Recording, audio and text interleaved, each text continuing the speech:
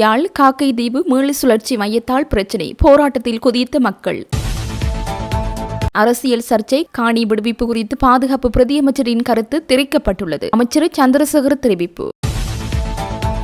முன்னாள் அமைச்சர் எஸ்பியின் சகோதரர் கைது. ஜனாதிபதியிடம் ராஜினாமா கடிதத்தை கையளித்த மத்திய மாகாண ஆளுநர். மில்லனிய பிரதேச சபை தவிசாளருக்கு மரண அச்சுறுத்தல். செம்மணி அகழ்வு பணி இன்று மீண்டும் ஆரம்பம். விடுதலை புலிகளின் புதையல் அகழ்வு பணியில் ஊடகங்களுக்கு அனுமதி மறுப்பு. புதிய தமிழ் முஸ்லிம் கட்சிகளின் இணைவு எதிர்க்கட்சி தலைவரின் பிரச்சினை, அமைச்சர் நலிந்த குற்றச்சாட்டு. தமிழீழ விடுதலை புலிகள் எப்போதும் யுத்தத்திற்கு அஞ்சியதில்லை, முன்னாள் சிரேஷ்ட பிரதி போலீஸ் மா அதிபர் தெரிவிப்பு. அரசின் வாக்குறுதிகள் வரும் கற்பனையே, ஜகத்குமார குற்றச்சாட்டு. சுமந்திரன் பதவி விலக வேண்டும், முன்வைக்கப்பட்டுள்ள கோரிக்கை. சிறைச்சாலை நெரிசலை குறைக்க அபீன் மற்றும் அபாயகரமான ஊடகங்கள் சட்ட திருத்தங்களை மாற்ற வேண்டும், முன்னாள் நீதியமைச்சர் அலி சப்ரி தெரிவிப்பு. மாணவர்களுக்கும் தலைக்கவசம் அவசியம், பெற்றோர்களுக்கு வவுனியா போலீசார் அறிவுறுத்தல், ஒரு வார கால அவகாசம்.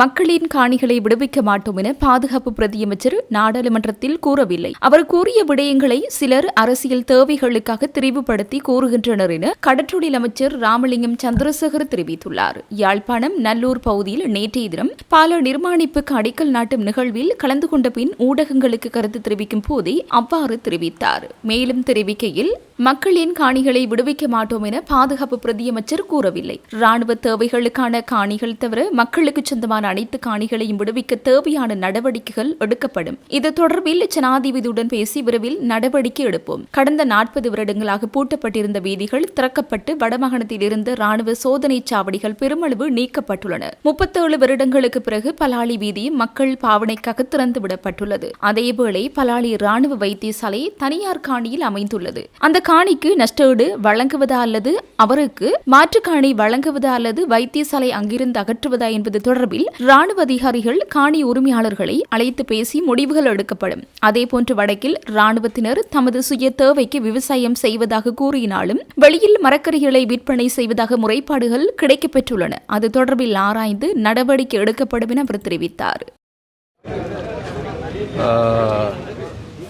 விசேடமாக எங்களுடைய பிரதி அமைச்சர் அவர்கள் அருண ஜெயசேகர் அவர்கள் பாராளுமன்றத்தில் உரையாற்றுகின்ற போது மிக தெளிவாக சொல்லியிருந்தார். அதாவது அங்கு இருக்கின்ற மக்களுடைய காணிகளை விட மாட்டேன் என்ற கருத்தை முன்வைக்கிறார். அதாவது இராணுவத்தினுடைய நடவடிக்கைகளுக்கான காணிகள் இருக்கின்றது, அது சம்பந்தமாக நாங்கள் தீர்க்கமான முடிவு எடுக்கப்பட வேண்டும். அதே நேரத்தில் மக்களுக்கான காணி இருக்கும்.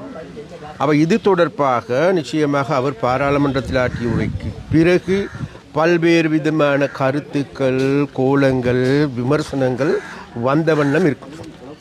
அப்போ இங்கு இருக்கின்ற ஒரு சில அரசியல்வாதிகள் உண்மையிலேயே தாங்களுடைய அரசியல் பிழைப்புக்காக செய்கின்ற கூற்றுக்களை தவிர வேறு எதுவும் கிடையாது என்பதுதான் என்னுடைய கருத்து. அதே போன்று நாங்கள் சொல்லுகின்றோம். அதன் பிறகும் கூட நாங்கள் இது தொடர்பாக கௌரவ ஜனாதிபதி அவர்களோடு நாங்கள் பேசினோம். அப்போ அந்த பேச்சுவார்த்தையின் முடிவில் மிக தெளிவாக நாங்கள் சொல்லுகின்றோம், மீண்டும் மீண்டும் சொல்லுகின்றோம். அதாவது விடுபட வேண்டிய காணிகள், விடுவிக்க கூடிய காணிகள், மக்களுக்கு சொந்தமான காணிகள் அனைத்தையும் விடுவிப்பதற்கு ஏதுவான நடவடிக்கைகளை நாங்கள் எடுப்போம் என்கின்ற கருத்தை மாத்திரம் இந்த இடத்தில் நான் சொல்லி வைக்கின்றேன். நான் இது தொடர்பாக பல தடவைகள் சொல்லியிருக்கின்றேன் என்பது உண்மை. இருந்த போதிலும் கூட மீண்டும் நாங்கள் சொல்லுகின்றோம், இன்றைக்கு இது தொடர்பாக இங்கிருக்கின்ற ஒரு சில அரசியல்வாதிகளும் அதே நேரத்தில் மக்கள் என்று கூறுகின்றவர்களும் இதற்கு எதிராக போராட்டத்தை நடத்தி வருகின்றார்கள். நாங்கள் கேட்கின்றோம், கடந்த 40 வருடங்களுக்கு மேலாக இழுத்து மூடப்பட்டிருந்த வீதிகள், 40 வருடங்களுக்கு மேலாக எங்களுடைய வடமாகாணம் முழுவதும் செக் பாயிண்ட்களால், பரிசோதனை நிலையங்களால், அதாவது நிரம்பி வழிந்த பிரதேசம் மாற்றத்தை ஏற்படுத்தி இருக்கின்றோம். ஒரு செக் பாயிண்டை கூட காண முடியாத நிலைமை இருக்கின்றது. 37 வருடங்களாக மூடப்பட்டிருந்த பலாலி வீதியை விடுவிக்கப்பட்டிருக்கின்றது. மேலும் பல இடங்களில் பல வீதிகள் விடுவிக்கப்பட்டிருக்கின்றது. மக்களுக்கான காணிகள் விடுவிக்கப்பட்டிருக்கின்றது. இன்றைக்கு மிக தீர்க்கமாக இருக்கின்ற ஒரு சில இடங்கள் மாத்திரமே இன்றைக்கு இழுபறியான நிலைமையில் இருக்கின்றது. அதற்கும் கூட நாங்கள் கூடிய சீக்கிரமாக முடிவினை கொண்டு வருவோம் என்பதை மிக தெளிவாக மக்களுக்கு நாங்கள் சொல்லுவோம். பலாலி வைத்தியசாலையின் காணி உரிமையாளர் தன்னோட காணி பத்திரங்கள் அனைத்தும் இருக்கிறன்னு சொல்லிட்டு இருக்கிறார். அதே நேரம் அது தொடர்பாக பலாலி வைத்தியசாலை தொடர்பாக இன்னைக்கு கட்டப்பட்டிருக்கின்றது. அப்போ அந்த காணி இன்னொருவருக்கு சொந்தமாக இருக்கின்றது.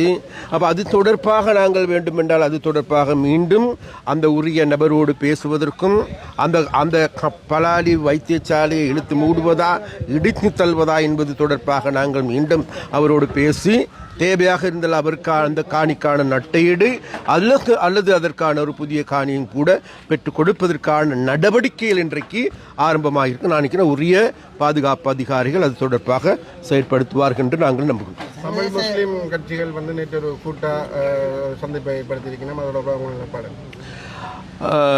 தமிழ் கட்சிகளுடைய கூட்டு என்பது உங்களுக்கு எல்லோருக்குமே தெரியும். இதற்கு முன்னர், அதாவது நாங்கள் ஆட்சி பீடத்துக்கு வந்து கடந்த 1.5 வருடங்களில் பல கூட்டுக்கள் உருவாகின. அதெல்லாமே உண்மையிலே குட்டு சுவராக போனதாகவே வரலாறாக இருக்கின்றது. அப்போ அந்த வகையில் இந்த கூட்டு எதற்காக உருவாக்கி இருக்கின்றார்கள்? நாட்டில் லஞ்சத்துக்கு எதிராகவா, அல்லது மோசடிக்காரர்களுக்கு எதிராகவா, அல்லது போதைப் பொருள் வியாபாரிகளுக்கு எதிராகவா, அல்லது போதைப் பொருள் மாப்பியாக்களுக்கு எதிராகவா? கிடையாது. அந்த மாப்பியாக்கள், அந்த லஞ்சம், அந்த ஊழல் மோசடியில் ஈடுபட்ட நபர்களை பாதுகாப்பதற்காக நாங்கள் சொல்லுகின்றோம். இங்கு கூடியிருக்கின்ற தமிழ் கட்சிகள் என்றாலும் சரி, முஸ்லிம் கட்சிகள் என்றாலும் சரி, ஏனைய கட்சிகள் என்றாலும் சரி, அவர்களுடைய பட்டியலை திறந்து பாருங்கள். அனைவரும் குற்றவாளிகள். அனைவருமே இன்றைக்கு தாங்களுடைய கடந்த கால வரலாற்றின் ஊடாக குற்றவாளிகளாக காணப்பட்டவர்கள் தான் இன்றைக்கு பெரிதாக கூட்டணி சேர்ந்திருக்கின்றார்கள்.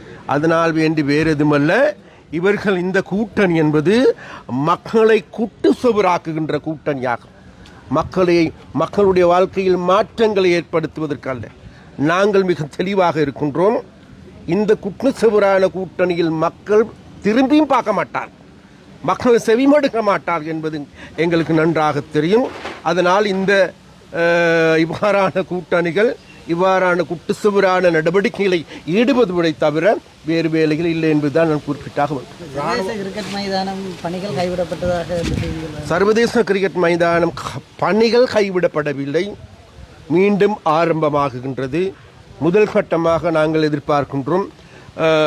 முதல் கட்டமாக கிரவுண்டை மாத்திரம், அதாவது விளையாட்டு மைதானத்தை மாத்திரம் புனரமைக்கின்ற வேலைகள் ஆரம்பிக்கலாம் என்று நாங்கள் தீர்மானித்திருக்கின்றோம். அந்த வேலைகள் தொடரும், நிச்சயமாக தொடரும். வலிவடக்கில் ராணுவம் சுயதேவைக்கு தான் விவசாயம் செய்யுதுன்னு சொல்லி அமைச்சர் சொல்லியிருந்தார். ஆனால் இங்கே விற்பனை நிலையங்களில் ராணுவம் மரக்கறிகள் விற்கிற அந்த காணொலிகள் வழியாக இருக்குது. நிச்சயமாக இது இங்கே மாத்திரமல்ல, வன்னியிலும் கூட இவ்வாறான பிரச்சனைகள் இருக்கின்றது. இது தொடர்பாக நிச்சயமாக நாங்கள் நினைக்கின்றோம் ஒரு தீர்க்கமான முடிவினை எதிர்வரும் காலங்களில் எடுக்கலாம்.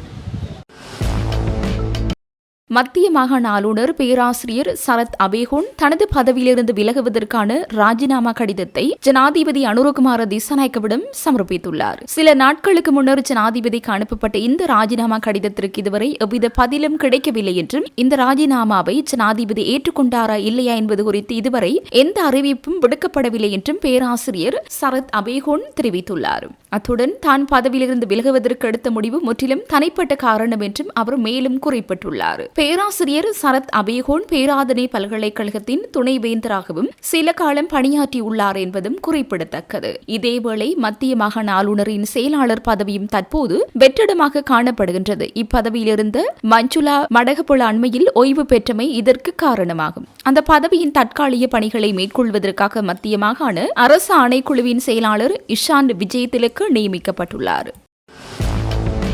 காக்கைதீவு மீள் சுழற்சி மையத்தால் தாங்கள் தினமும் இன்னல்களை எதிர்கொள்வதாக தெரிவித்து அதற்கு தீர்வு கோரி இன்று காக்கைதீவு மக்கள் யாழ் மாநகர சபைக்கு முன்பாக போராட்டத்தில் ஈடுபட்டு வருகின்றனர். இதன்போது அவர்கள் கருத்து தெரிவிக்கையில், நான் இந்த குப்பை மேட்டால் அன்றாடம் பல்வேறு இன்னல்களை எதிர்கொள்கிறோம். குழந்தைகள் முதல் முதியோர் வரை அனைவரும் தொற்று மற்றும் தொற்றா நோய்களால் பாதிக்கப்படுகின்றனர். அங்கே கொட்டப்படும் கழிவுகள் தரம் பிரிக்கப்படுவதில்லை. ஈழ மக்கள் ஜனநாயக கட்சியின் ஆளுகைக்குட்பட்டு மாநகர சபையானது காணப்பட்ட போது தரமான கழிவு முகாமைத்துவம் பேணப்பட்டது. கழிவுப் பொருட்கள் மூலம் சேதன பசலை தயாரிக்கப்பட்டு விற்பனை செய்யப்பட்டது. ஆனால் தற்போதும் இவ்வாறான மனிதத்திற்கு ஒவ்வாத பிரச்சினைகள் இடம்பெறுகின்றன. கழிவுகளை எரிக்கின்றார்கள், இதனால் அருகில் இருக்க முடியவில்லை. இந்த பிரச்சினைக்கு முதல்வர் மற்றும் ஆணையாளர் ஆகியோர் வெளியே வந்து எமக்கு தீர்வு வழங்க வேண்டும், இல்லாவிட்டால் நாங்கள் மாநகர சபைக்கு உள்ளே செல்ல வேண்டி ஏற்படும் என்றனர். யாழ்ப்பாணம் செம்மணி மனித புதைகுழியில் முன்னெடுக்கப்பட்டு வரும் 3ஆம் கட்ட அகழ்வு பணிகளின் 3ஆம் பகுதி இன்று காலை மீண்டும் ஆரம்பமாகியுள்ளது. யாழ் நீதவான் நீதிமன்றத்தின் அனுமதியுடன் முன்னெடுக்கப்படும் 3ஆம் கட்ட அகழ்வு பணிகளுக்காக மொத்தம் 56 நாட்கள் ஒதுக்கப்பட்டிருந்தன. கடந்த 32 நாட்கள் அகழ்வு பணிகள் நிறைவடைந்த நிலையில் கடந்த ஜூன் 23ஆம் தேதியுடன் பணிகள் தற்காலிகமாக இடைநிறுத்தப்பட்டிருந்தன. இந்நிலையில் இன்று பணிகள் மீண்டும் தொடரப்பட்டுள்ளன. இதுவரையிலான அகழ்வு பணிகள் குறித்த சுருக்கம் வருமாறு: 1ஆம் கட்டம் கடந்த ஆண்டு மே 15ஆம் தேதி ஆரம்பமாகி 9 நாட்கள் நடைபெற்ற அகழ்வுகளில் 19 மனித எலும்புக்கூடுகள் மீட்கப்பட்டன. 2ஆம் கட்டம் கடந்த ஆண்டு ஜூன் 26 செப்டம்பர் 3ஆம் தேதி வரை 45 நாட்கள் நடைபெற்ற அகழ்வுகளில் 1ஆம் கட்டத்தில் கண்டெடுக்கப்பட்டவை உட்பட மொத்தம் 240 எலும்புக்கூடுகள் அடையாளம் காணப்பட்டன. 3ஆம் கட்டம் கடந்த ஏப்ரல் 27ஆம் தேதி முதல் மே 9 வரை 12 நாள்களும், ஜூன் 1 முதல் ஜூன் 23 வரை 22 நாட்களும் பணிகள் இடம்பெற்றன. இதில் மே மாதம் மட்டும் 21 எலும்புக்கூடுகள் மீட்கப்பட்டன. இதன்படி இதுவரை மேற்கொள்ளப்பட்ட அகழ்வு பணிகளில் மொத்தம் 412 எலும்புக்கூடுகள் அடையாளம் காணப்பட்டுள்ளதுடன் அதில் 409 எலும்புக்கூடுகள் இதுவரை அகழ்ந்தெடுக்கப்பட்டுள்ளமை குறிப்பிடத்தக்கது. பாடசாலை மாணவர்களிடையே மோட்டார் சைக்கிளில் ஏற்றிச் செல்லும் பெற்றோர்கள் தங்களது பிள்ளைகளுக்கு கட்டாயமாக தலைக்கவசம் அணிவிக்க வேண்டும் என வவுனியா போலீஸ் நிலைய போக்குவரத்து பிரிவு உத்தரவு பிறப்பித்துள்ளது. இதனை நடைமுறைப்படுத்துவதற்காக பெற்றோர்களுக்கு 1 வார கால அவகாசம் வழங்கப்பட்டுள்ளது. வவுனியா போலீஸ் நிலைய போக்குவரத்து பிரிவு பொறுப்பதிகாரி மலித் ரணதுங்க தலைமையில் வவுனியா கண்டி வீதியில் அமைந்துள்ள வவுனியா தமிழ் மத்திய மகா வித்தியாலயத்திற்கு முன்பாக இன்று விசேட விழிப்புணர்வு நடவடிக்கை ஒன்று முன்னெடுக்கப்பட்டது. இதன்போது தலைக்கவசமின்றி தங்களது பிள்ளைகளை பாடசாலைக்கு மோட்டார் சைக்கிளில் ஏற்றி வந்த பெற்றோர்கள் மறைக்கப்பட்டவர்களுக்கு ஆபத்துகள் குறித்த அறிவுறுத்தல்கள் வழங்கப்பட்டது. அத்துடன் சிறுவர்களுக்கு தலைக்கவசத்தின் அவசியம் குறித்த விழிப்புணர்வு துண்டு பிரசுரங்களும் போலீசாரால் விநியோகிக்கப்பட்டன. பணமோசடி சம்பவம் ஒன்று தொடர்பில் முன்னாள் அமைச்சர் எஸ்.வி. திசாநாயக்கவின் சகோதரரான முன்னாள் மாகாண சபை உறுப்பினர் ஜெயலத் பண்டார திசாநாயக்க கைது செய்யப்பட்டுள்ளார். மதுவரி அனுமதி பத்திரம் பெற்றுத் தருவதாக கூறி வீரகட்டிய பிரதேசத்தைச் சேர்ந்த நபர் ஒருவரிடமிருந்து 2,75 லட்சம் ரூபாய் பணத்தை மோசடி செய்தமை தொடர்பில் மத்திய குற்றப்புலனாய்வு பணியகத்திற்கு கிடைத்த முறைப்பாட்டிற்கமைய அதன் நிதி மற்றும் வர்த்தக குற்றப்புலனாய்வு பிரிவினர் விசாரணைகளை ஆரம்பித்திருந்தனர். அதற்கமைய விசாரணைகளை மேற்கொண்ட அதிகாரிகள் நேற்றைய தினம் காலை ஹங்குரங்கத்த பகுதியில் வைத்து ஜெயலத் பண்டார திசாநாயக்கவை கைது செய்துள்ளனர். 58 வயதுடைய சந்தேக நபரான அவரை இன்றைய தினம் நுகைகுட நீதவான் நீதிமன்றத்தில் ஆஜர்படுத்த நடவடிக்கை எடுக்கப்பட்டுள்ளதுடன் மத்திய குற்றப்புலனாய்வு பணியகத்தினர் இது தொடர்பிலான மேலதிக விசாரணைகளை மேற்கொண்டு வருகின்றனர்.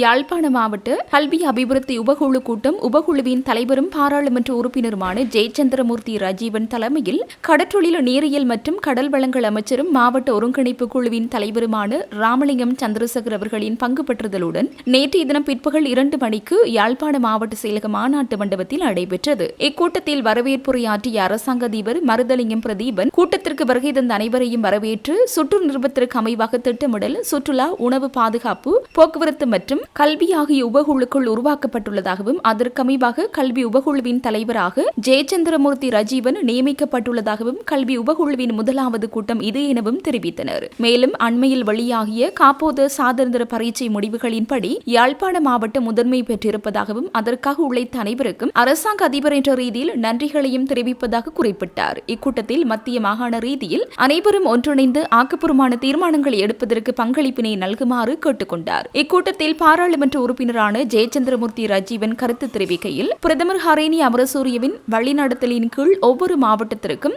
ஒவ்வொரு பாராளுமன்ற உறுப்பினர் நியமிக்கப்பட்டு கல்வி உபகுழு கூட்டங்களை நடாத்தி மாவட்டத்தில் கல்வி தொடர்பாக எதிர்நோக்கும் சவால்களை ஆராய்ந்து முன்னிலைப்படுத்துவதற்காக இக்கூட்டம் ஏற்பாடு செய்யப்பட்டுள்ளதாக தெரிவித்தார். யாழ்ப்பாண மாவட்டத்தில் 15 பிரதேச செயலகங்களிலும் 5 கல்வி வலயங்களிலும் கல்வி தொடர்பான பிரச்சினைகளை ஆராய்வதுடன் தீர்க்கக்கூடிய பிரச்சினைகளை தீர்ப்பதுடன் ஏனைய பிரச்சினைகளை மத்திய அமைச்சின் மட்டத்திற்கு கொண்டு செல்வதும் இதன் நோக்கமாகும் எனவும் மேலும் வடக்கு மாகாணத்தில் அபிவிருத்தி இல்லாமல் காணப்படும் பாடசாலைகளை அபிவிருத்தி செய்தல் ஆளணி பற்றாக்குறை போன்றன காணப்படுவதாகவும் அதனை தீர்ப்பது தொடர்பாகவும் கல்வி பெறுபவர்களில் கடந்த கால யுத்த அசாதாரண நிலைமைகள் தாக்கம் செலுத்துவதாகவும் தாயை இழந்த தந்தையை இழந்த பெற்றோரை இழந்து அநாதை இல்லங்களில் பிள்ளைகள் இருப்பதாகவும் கல்வியில் எதிர்நோக்கும் பிரச்சினைகளை ஆராய்ந்து முன்னிலைக்கு கொண்டுவர வேண்டும் எனவும் கல்வி அமைச்சினால் மேற்கொள்ளப்படும் கல்வி சீர்திருத்தங்கள் தொடர்பாக ஆக்கப்பூர்வமான கருத்துக்களை முன்வைக்குமாறும் கேட்டுக்கொண்டார். மேலும் குறைவான மாணவர்களை கொண்ட பாடசாலைகளை ஒன்றிணைத்தல் கிளீன் ஸ்ரீலங்கா திட்டத்தின் கீழ் கல்வி அமைச்சினால் மேற்கொள்ளப்படும் திட்டங்கள் தொடர்பான பொறிமுறை வகுத்தல் வடமாகாண ஆசிரியர்களுக்கான இடமாற்றம் கஷ்ட அதிகஷ்ட பிரதேசங்கள் உள்ளிட்ட விடயங்களை இக்கூட்டத்தில் ஆராயப்பட உள்ளதாகவும் இவை தொடர்பில் ஆக்கப்பூர்வமான கருத்துக்களை வழங்குமாறும் கேட்டுக்கொண்டார். இக்கூட்டத்தில் கருத்து தெரிவித்த கடற்றொழில் நீரியல் மற்றும் கடல் வளங்கள் அமைச்சரும் மாவட்ட ஒருங்கிணைப்பு குழுவின் தலைவருமான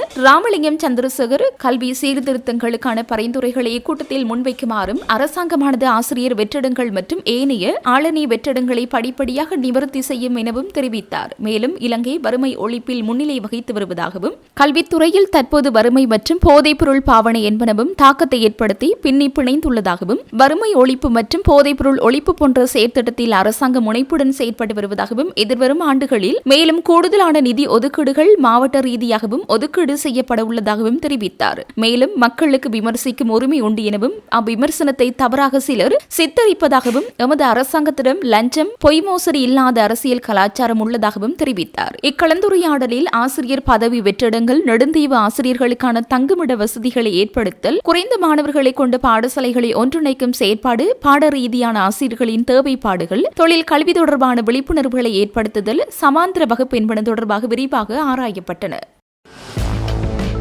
நாட்டில் தமிழ் மற்றும் முஸ்லிம் பிரதிநிதித்துவத்தை கொண்ட 6 பிரதான அரசியல் கட்சிகள் உடன்பாடுகளை எட்டியுள்ளமை மற்றும் எதிர்க்கட்சியில் ஏற்பட்டுள்ள பிளவுகள் என்பன அரசாங்கத்தின் பலவீனத்தால் உருவானவை அல்ல. எதிர்க்கட்சியினரை ஒன்றிணைத்து வழிநடத்துவது எதிர்க்கட்சித் தலைவரின் பொறுப்பாகும் என அமைச்சரவை பேச்சாளர் அமைச்சர் நலிந்த ஜெயதீச தெரிவித்தார். நேற்று நடைபெற்ற அமைச்சரவை தீர்மானங்களை அறிவிக்கும் ஊடகவியலாளர் மாநாட்டில் இதனை தெரிவித்தவர் மேலும் குறிப்பிடுகையில் இந்த ஒன்றிணைவின் பின்னணியில் அரசாங்கம் இருப்பதாக சுமத்தப்படும் குற்றச்சாட்டுகளை நாம் முழுமையாக நிராகரிக்கின்றோம். எதிர்க்கட்சியில் உள்ளவர்கள் ஒன்றிணைந்து பயணிக்க முடியாமல் வெவ்வேறு பெயர்களில் பல்வேறு குழுக்களாக பிரிந்து ஊடகவியலாளர் சந்திப்புகளை நடாத்துவது குறித்து எங்களிடம் கேள்வி எழுப்புவதில் எந்த அர்த்தமும் இல்லை. ஆளும் கட்சியில் உள்ளது எமது தரப்பில் ஏதேனும் பிளவுகள் ஏற்பட்டிருந்தால் அது குறித்து எங்களிடம் கேள்வி எழுப்புவது நியாயமானது. பாராளுமன்றத்தில் எமக்கு 159 உறுப்பினர்களுடன் கூடிய பலமான பெரும்பான்மை பலம் உள்ளது. அதனை கொண்டு நாம் எமது அணிகளை சரியாக முன்னெடுத்து வருகிறோம். ஆனால் எதிர்க்கட்சியில் உள்ளவர்கள் ஒன்றாக தக்க வைத்துக் கொண்டு அவர்களை வழிநடத்துவது எதிர்க்கட்சி தலைவரின் பொறுப்பாகும். அவரோடு இணைந்து செயற்பட முடியாமல் தான் எதிர்க்கட்சி உறுப்பினர்கள் இவ்வாறு மேலும் மேலும் பிரிந்து செல்கிறார்களா என்பது எங்களுக்கு தெரியாது. அவர்களின் உள்வீட்டு பிரச்சனையாகும். தமிழ் பேசும் மக்களின் பிரச்சனைகளுக்கு இந்த அரசாங்கம் தீர்வு வழங்காது என்றோ அல்லது அரசாங்கத்துக்கு எதிராக மக்கள் மத்தியில் எதிர்ப்பலை உருவாகியதன் காரணமாகவே எதிர்க்கட்சிகள் இவ்வாறு ஒன்றிணைகிறார்களா என்றோ கூறுவது முற்றிலும் தவறான கருத்தாகும் என்றார். இலங்கை தமிழரசு கட்சியின் பொதுச் செயலாளர் பதவியிலிருந்து சுமந்திரன் மற்றும் பதில் தலைவர் பதவியிலிருந்து CVK சிவஞானத்தை விலகுமாறு அக்கட்சியின் காங்கேசன்துறை தொகுதி கிளை சார்பில் கோரிக்கை முன்வைக்கப்பட்டுள்ளது. அக்கட்சியின் பதில் தலைவர் CVK சிவஞானத்திற்கு இது தொடர்பிலான கடிதம் அனுப்பி வைக்கப்பட்டுள்ளது. குறித்த கடிதத்தில் பின்வரும் 3 குற்றச்சாட்டுகள் சுமத்தப்பட்டுள்ளன. 2025 மே மாதம் நடைபெற்ற உள்ளூராட்சி மன்ற தேர்தலின் போது வலிவடக்கு பிரதேச சபைக்கு வேட்புமனு சமர்ப்பித்தலுள் முறைகேடுகள். 21/10/2025 அன்று காங்கேசன்துறை தொகுதி கிளைக்கு எதிராக போட்டிக் கிளை அமைக்கப்பட்டமை தொடர்பான முறைகேடுகள். 31/5/2025 புதிய யாழ்ப்பாண மாவட்ட கிளை அமைக்கப்பட்டதில் உள்ள முறைகேடுகள். இவற்றை சுட்டிக்காட்டி இக்காரணங்களுக்காக பதில் தலைவர் மற்றும் பதில் பொதுச் செயலாளர் பதவிகளிலிருந்து உடனடியாக விலகுமாறு காங்கேசன்துறை தொகுதி கிளை கோரியுள்ளது.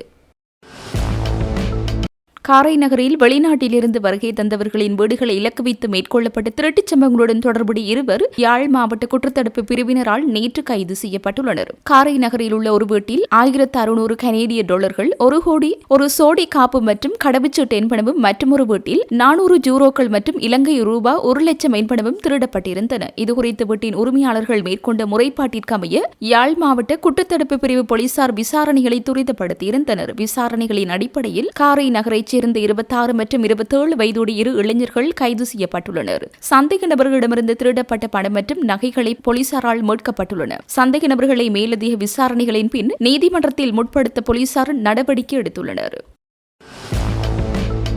தேசிய மக்கள் சக்தி அதிகாரத்தை கொண்டுள்ள மில்லனிய பிரதேச சபையின் தவிசாளர் ஜெயதுங்க கமகே சமன் சுஜீவவுக்கு அடையாளம் தெரியாத தொலைபேசி அழைப்பு மூலம் மரண அச்சுறுத்தல் விடுக்கப்பட்டுள்ளதாக கிடைத்த முறைப்பாடு குறித்து விசாரணைகளை ஆரம்பித்துள்ளதாக ஹொரணை தலைமையக போலீசார் தெரிவித்துள்ளனர். இன்று அதிகாலை 1 மணியளவில் நபர் ஒருவர் தவிசாளரின் கைபேசிக்கு அழைப்பை மேற்கொண்டு விடுவதற்குள் கொலை செய்து விடுவதாக அச்சுறுத்தல் விடுத்துள்ளதாக முறைப்பாட்டில் தெரிவிக்கப்பட்டுள்ளது. இந்த தொலைபேசி அழைப்பிற்கு பிறகு தவிசாளர் உடனடியாக போலீஸ் அவசர அழைப்பு இலக்கத்திற்கு தொடர்பு கொண்டு இச்சம்பவம் குறித்து தெரிவித்துள்ளார். அதற்கமைய கொரோனை தலைமையக போலீஸ் அதிகாரிகள் குழு ஒன்று அவரது வீட்டிற்கு சென்று முறைப்பாட்டை உத்தியபூர்வமாக பதிவு செய்துள்ளது. இச்சம்பவம் குறித்து மரண அச்சுறுத்தல் விடுத்த நபரின் அடையாளத்தை கண்டறிவதற்காக சம்பந்தப்பட்ட தொலைபேசி இலக்கம் மற்றும் அழைப்பு பதிவுகள் குறித்து தொழில்நுட்ப விசாரணைகளை மேற்கொண்டு வருவதாக போலீசார் தெரிவித்துள்ளனர். தவிசாளரின் பாதுகாப்பு தொடர்பில் தேவையான நடவடிக்கைகளை எடுப்பதற்கும் போலீசார் அவதானம் செலுத்தியுள்ளதுடன் மேலதிக விசாரணைகளை ஹொரணை தலைமையக போலீசார் மேற்கொண்டு வருகின்றனர். விவசாய நடவடிக்கைகளை மேற்கொள்வதற்காக விவசாயிகளுக்கு சலுகை அடிப்படையில் கடன் வழங்கும் புதிய வங்கியொன்றை ஆரம்பிப்பதற்கு திட்டமிடப்பட்டுள்ளதாக வீடமைப்பு நிர்மாணத்துறை மற்றும் நீர்வளங்கள் பிரதியமைச்சர் டி.பி. சரத் தெரிவித்துள்ளார். ஊடகவியலாளர் சந்திப்பொன்றில் கலந்து கொண்டு கருத்து தெரிவிக்கும் போதே அவர் இதனை குறிப்பிட்டார். இத்திட்டத்தின் ஊடாக ஒவ்வொரு விவசாயிக்கும் 1 ஏக்கருக்கும் 1 லட்சம் ரூபாய் உற்பத்தி செலவாக வழங்க நடவடிக்கை எடுக்கப்படும். இதுகுறித்து பிரதியமைச்சர் மேலும் தெரிவிக்கையில், வட்டி கடன்களை பெறுவதனாலேயே உற்பத்தி செலவு அதிகரிக்கின்றது. இதை கருத்தில் கொண்டே புதிய வங்கியொன்றை உத்தேசித்துள்ளோம். இதன் மூலம் ஒவ்வொரு விவசாயிக்கும் 1 ஏக்கருக்கும் 1 லட்சம் ரூபாய் உற்பத்தி செலவை வழங்க நடவடிக்கை எடுக்கப்படும். அதேபோல் சீனாவுடன் கலந்துரையாடி ஒவ்வொரு விவசாய நடவடிக்கை பகுதியிலும் விவசாய உபகரண மத்திய நிலையம் ஒன்றை அமைப்பதற்கு நடவடிக்கை எடுக்கப்பட்டு வருகிறது. உலகின் அதிநவீன இயந்திரங்கள், புதிய உழவு இயந்திரம், நெல் அறுவடை இயந்திரங்கள், ட்ரோன்கள், வரப்பு கட்டும் இயந்திரங்கள் போன்றவை இதன் கீழ் கொண்டுவரப்படும். இந்த நிறுவனங்கள் மூலம் விவசாயிகள் தங்களுக்கு தேவையான உபகரணங்களை சலுகை விலையில் பெற்றுக்கொள்வதற்கான வழிமுறைகள் செயல்படுத்தப்படும் என்றார். தமிழீழ விடுதலை புலிகள் அமைப்பு உண்மையில் யுத்தத்திற்கு பயப்படவில்லை. அவர்களிடம் யுத்த பலம் இருந்தது. அதனால் அவர்களுக்கு பாரிய நம்பிக்கை இருந்தது. அவர்கள் பயந்திருந்தது அமைதிக்கே, அதாவது சமாதானத்தை அவர்கள் தங்களது பலவீனமான சந்தர்ப்பங்களில் பயன்படுத்தினார்கள் என்று முன்னாள் சிரேஷ்ட பிரதி போலீஸ் மா அதிபர் பிரியந்த ஜெயக்கொடி இணையதளம் ஒன்றுக்கு கருத்து தெரிவிக்கும் போது கூறியுள்ளார். அவர் மேலும் குறிப்பிட்ட விடயங்கள், தமிழீழ விடுதலை புலிகள் அமைப்பினர் எப்போதும் அவர்களின் ஒட்டுமொத்த செயல்முறையிலுமே மிகவும் தந்திரமான செயற்பாடுகளை முன்னெடுத்தனர். எனது தனிப்பட்ட கருத்துப்படி தமிழீழ விடுதலை புலிகள் அமைப்பிற்கு தவறிய இடங்கள் மிக குறைவே. பிரதானமான தவறு என்னவென்றால் 2005 ரணில் விக்ரமசிங்கவை தோற்கடித்து மஹிந்த ராஜபக்சவை ஜனாதிபதியாக்கி தாமாகவே வம்பை விலைக்கு வாங்கியதாகும். அதே போன்றுதான் ராஜீவ்காந்தியின் படுகொலையும். இப்படி சில பாரதூரமான தவறுகள் அவர்களினால் செய்யப்பட்டன. ரணசிங்க பிரேமதாச ஜனாதிபதிக்கும் அவர்கள் தங்களது வழக்கமான ஏமாற்று வித்தையே செய்தார்கள். இந்திய அமைதிப்படையை பிரேமதாச ஜனாதிபதி விரட்டினார். அவர்கள் அவருடன் சமாதான பேச்சுவார்த்தை மேசைக்கு வருவதாக கூறி வந்தார்கள். அதற்கிடைப்பட்ட காலத்தில் ஆயுதங்கள் மற்றும் தொலைத்தொடர்பு உபகரணங்கள்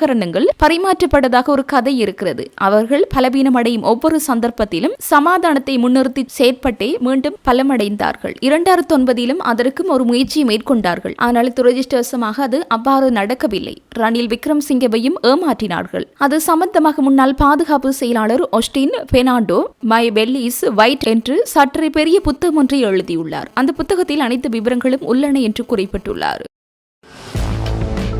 முல்லைத்தீவு புதுக்குடியிருப்பு போலீஸ் பிரிவுக்குட்பட்ட தேவிபுரம் ஆப்பகுதி கணேஷ் திட்டத்தில் உள்ள தனியார் காணியில் விடுதலை புலிகளின் புதையல் இருப்பதாக தெரிவித்த அகழ்வு பணி நேற்றைய தினம் ஆரம்பிக்கப்பட்டு இடம்பெற்றிருந்தது. பாரதி பிரதான வீதி தேவிபுரம் ஆப்பகுதி கணேஷ் திட்டத்தில் உள்ள தனியார் காணியில் விடுதலை புலிகள் ஆயுதங்கள் இருப்பதாக கூறி கொழும்பிலிருந்து வருகை தந்த குற்றப்புலனாய்வு பிரிவினர் நீதிமன்றத்தின் அனுமதியை பெற்று நேற்றைய தினம் ஜேசிபி இயந்திரத்தின் மூலம் அகழ்வு பணியை ஆரம்பித்திருந்தனர். இருப்பினும் ஊடகங்களுக்கான செய்தி சேகரித்தலுக்கான அனுமதி மறுக்கப்பட்டிருந்தது. ஊடகவியலாளர்களுக்கு அப்போதைய மக்களால் வழங்கப்பட்ட தகவலை அடுத்து குறித்த அகழ்வு பணியின் உண்மைத்தன்மையை வெளிக்கொண்டு வரும் நோக்கில் அப்பகுதியில் செய்தி சேகரிக்க சென்ற போது குறித்த அகழ்வு இடம்பெறும் பகுதிக்குள் செல்வதற்கும் வீடியோ மற்றும் புகைப்படங்கள் பதிவு செய்வதற்கும் அனுமதி மறுக்கப்பட்டது. நேற்றைய தினம் இடம்பெற்ற அகழ்வின் போது எதுவும் கிடைக்காத நிலையில் 1ஆம் நாள் அகழ்வு பணி நிறைவு பெற்றிருந்தது. 2ஆம் நாள் அகழ்வு பணி இன்றைய தினம் இடம்பெற உள்ளது. இருப்பினும் இதுவரை இடம்பெற்ற அகழ்வு பணிகளில் எவ்வித ஆயுதங்களோ தங்கங்களோ மீட்கப்படவில்லை என்பதும் குறிப்பிடத்தக்கது.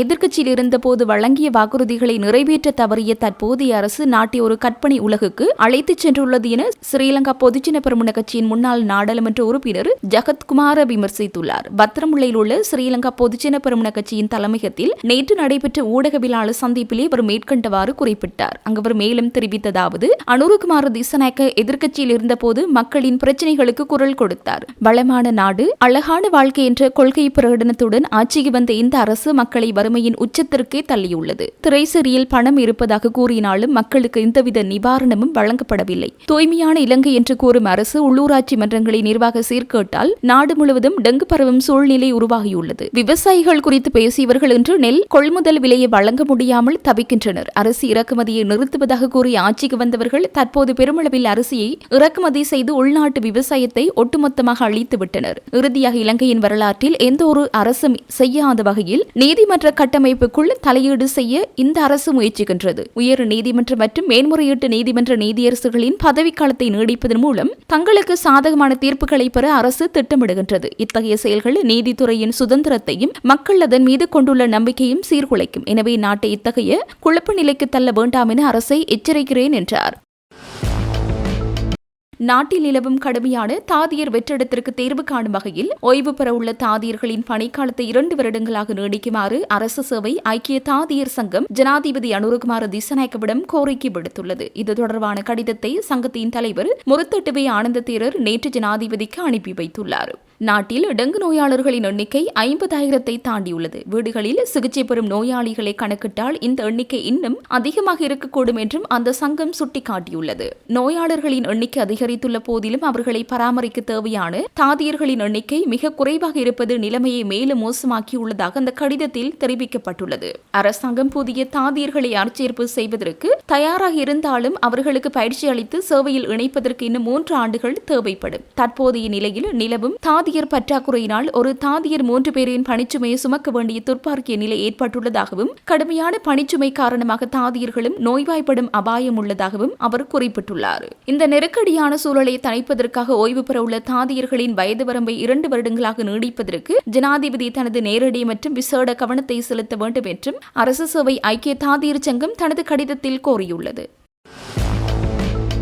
கடந்த ஆட்சியாளர்களால் இந்நாட்டில் கட்டியெழுப்பப்பட்ட பாதாள உலக அரசாங்கத்தின் விளைவுகளையே போதிய சமூகம் இன்றும் அனுபவித்து வருகிறது. தற்போதைய அரசாங்கத்தின் நோக்கம் சிறைச்சாலைகளை அதிகரிப்பதோ அல்லது அவற்றின் வசதிகளை மேம்படுத்துவதோ அல்ல, மாறாக குற்றவாளிகள் உருவாகாத நல்லதொரு நாட்டை உருவாக்குவதே ஆகும் என தேசிய மக்கள் சக்தியின் கொழும்பு மாகாண பாராளுமன்ற உறுப்பினர் தேவானந்த சுரவீர தெரிவித்துள்ளார். சிறைச்சாலைக்குள் வசதிகளை அதிகரிக்குமாறு நாமல் ராஜபக்ச விடுத்த கோரிக்கைக்கு பதிலளிக்கும் வகையில் ஊடகங்களுக்கு கருத்து தெரிவிக்கும் போதே அவர் இவ்வாறு குறிப்பிட்டுள்ளார். மேலும் தெரிவித்ததாவது, கடந்த காலங்களில் போதைப்பொருள் மற்றும் பாதாள உலக குழுக்களால் நிறைந்த ஒரு நாடே இங்கு உருவாக்கப்பட்டிருந்தது. இவ்வாறானதொரு நிலையை ஒரே இரவில் முற்றாக ஒழித்து விடுவது கடினமான ஒன்றாகும். எனினும் தேசிய மக்கள் சக்தி அரசாங்கம் என்ற வகையில் நாட்டின் அனைத்து அச்சுறுத்தல்களையும் தோற்கடித்து ஒரு நல்ல சமூகத்தை உருவாக்குவதற்காக அர்ப்பணிப்புடன் செயற்பட்டு வருகின்றோம். அதேபோன்று மாகாண சபை தேர்தலை நடத்துவது குறித்து பல்வேறு கருத்துக்கள் முன்வைக்கப்பட்டு வருகின்றன. தற்போதைய அரசாங்கம் எந்த ஒரு சந்தர்ப்பத்திலும் தேர்தலை ஒத்திவைக்கப் போவதில்லை, தேர்தலை கண்டு பயப்பட போவதும் இல்லை. அதேபோன்று பழைய தேர்தல் முறைமையின் கீழ் அல்லது புதிய தொகுதி ரீதியான முறைமையின் கீழ் தேர்தலை நடத்துவதில் தற்போது சில சட்ட சிக்கல்கள் காணப்படுகின்றன. இந்த சட்ட பிரச்சினைகளை தீர்ப்பதற்காக பாராளுமன்ற குழு ஒன்று அமைக்கப்பட்டு நடவடிக்கைகள் முன்னெடுக்கப்பட்டு வருகின்றன. அந்த சட்ட தடைகள் நீக்கப்பட்ட உடனே மாகாண சபை தேர்தலை நடத்துவதற்கு அரசாங்கம் தயாராக உள்ளது என்றார்.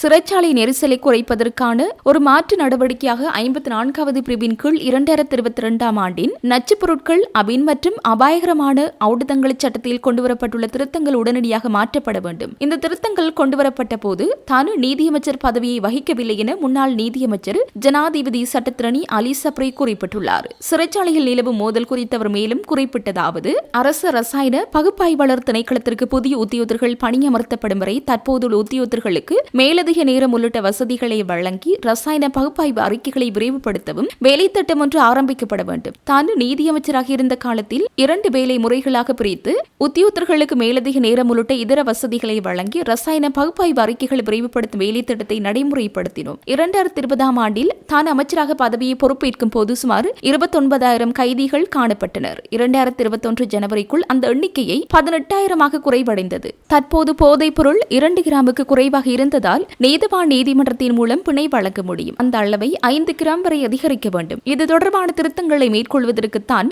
நடவடிக்கை எடுத்துக் கொண்டிருந்த போது தனது அமைச்சு பதவியை மாறியது. மேற்கொள்ளவிருந்த திருத்தங்களின்படி 5 கிராமுக்கும் குறைவாக இருந்தால் நீதவான் நீதிமன்றத்திலிருந்தும் 5 கிராம் முதல் 10 கிராம் வரை இருந்தால் மேல் நீதிமன்றத்திலும் 100 கிராமுக்கு அதிகமாக இருந்தால் மேன்முறையீட்டு நீதிமன்றத்திலும் பிணை பெறக்கூடிய வகையில் சட்டத்தை திருத்த திட்டமிடப்பட்டிருந்தது. சிறைச்சாலை நெரிசலை குறைப்பதற்கு போதைப் பொருளுக்கு அடிமையானவர்களை சிறையில் அடைப்பதற்கு பதிலாக அவர்களுக்கு புனர்வாழ்வு அளிக்க வேண்டும். சிறை கைதிகளின் எண்ணிக்கை அதிகரிப்பதற்கு காரணம் 2022 நச்சு பொருட்கள், அபீன் மற்றும் அபாயகரமான ஆயுதங்கள் சட்டத்தில் கொண்டுவரப்பட்ட திருத்தங்களும் ரசாயன பகுப்பாய்வு அறிக்கைகளுமே ஆகும். நாங்கள் ஆட்சிக்கு வரும்போது ரசாயன பகுப்பாய்வாளர் திணைக்களத்தில் 118 வெற்றிடங்கள் காணப்பட்டன. 2022 ஆண்டிற்கு பிறகு இவை நிரப்பப்படவில்லை. கடந்த வருடம் டிசம்பர் மாதம் முதல் இதற்கான நியமனங்களை மேற்கொள்வதற்கு தேவையான பணிகள் முன்னெடுக்கப்பட்டு வருகின்றன. 2022 திருத்தத்திற்கு பிறகு 2 கிராமுக்கு அதிகமான போதைப் பொருள் வழக்குகளுக்கு மேல் நீதிமன்றத்தின் மூலம் பிணை வழங்கும் வாய்ப்பு இருந்தது. ஆனால் புதிய திருத்தத்தின் பின்னர் அது மேன்முறையீட்டு நீதிமன்றத்திற்கு கொண்டுவரப்பட்டதால் நாடு முழுவதிலும் உள்ள அனைத்து மக்களும் கொழும்பு மேன்முறையீட்டு நீதிமன்றத்திற்கு வர வேண்டியுள்ளது.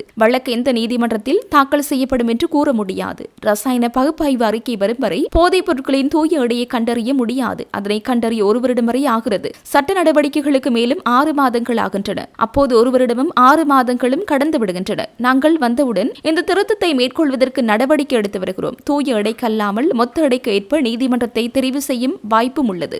சிறைச்சாலை நெரிசலை குறைப்பதற்காக தற்போதுள்ள இடங்களில் இடவசதி போதாமையினால் அவற்றை அதிகரிப்பதற்கு தேவையான கட்டுமான பணிகளை மேற்கொண்டு வருகிறோம். 2022 ஆண்டின் 41ஆம் இலக்க திருத்தச் சட்டத்தின் மூலம் திருத்தப்பட்ட 1924ஆம் ஆண்டின் 17ஆம் இலக்க நச்சுப் பொருட்கள், அபீன் மற்றும் அபாயகரமான ஆயுதங்கள் சட்டத்தின் 54வது பிரிவின் கீழ் ஹெரோயின், ஹொக்கைன், மோபின், கஞ்சா, அபீன் மற்றும் ஐஸ் போன்ற அடிமையாக்கும் போதைப் பொருட்களை வைத்திருப்பது தடை செய்யப்பட்டுள்ளது. இந்த பிரிவின் கீழ் குற்றம் சாட்டப்பட்டவர்களுக்கு பிணை வழங்கும் அதிகாரம் மஜிஸ்திரேட் நீதிமன்றத்திற்கு இல்லை. ஒரு சந்தேக நபருக்கு பிணை தேவைப்பட்டால் அந்த பிணை விண்ணப்பத்தை மேல் நீதிமன்றத்தில் சமர்ப்பிக்க வேண்டும். மேலும் 54வது பிரிவின் கீழ் வழக்கு தாக்கல் செய்யும் போது ரசாயன பகுப்பாய்வு அறிக்கை பெறப்பட வேண்டும். அந்த அறிக்கை பெறுவதற்கு சுமார் 1 வருடம் வரை ஆகலாம் என்பதால் அதுவரை அந்த சந்தேக நபர் விளக்கமறியலில் இருக்க வேண்டியுள்ளது. அந்த பிரிவின் கீழ் ரசாயன பகுப்பாய்வு அறிக்கையின்படி போதைப் பொருளின் தூய எடை 10 கிராம் அல்லது அதற்கும் அதிகமாகும் போது பிணை வழங்கும் போது அதிகாரம் மேல் நீதிமன்றத்திற்கு இல்லாமல் போகிறது. அவ்வதிகாரம் அப்போது மேன்முறையீட்டு நீதிமன்றத்திற்கு கிடைக்கிறது. ரசாயன பகுப்பாய்வு அறிக்கை 10 கிராமுக்கு குறைவாக இருந்தால் மேல் நீதிமன்றத்தினால் பிணை வழங்க முடியும். இந்த பிரிவில் உள்ள சட்ட அதிகாரத்தின் காரணமாக சிலர் போலீஸ் நிலையங்களில் கைது செய்யப்பட்ட பின்னர்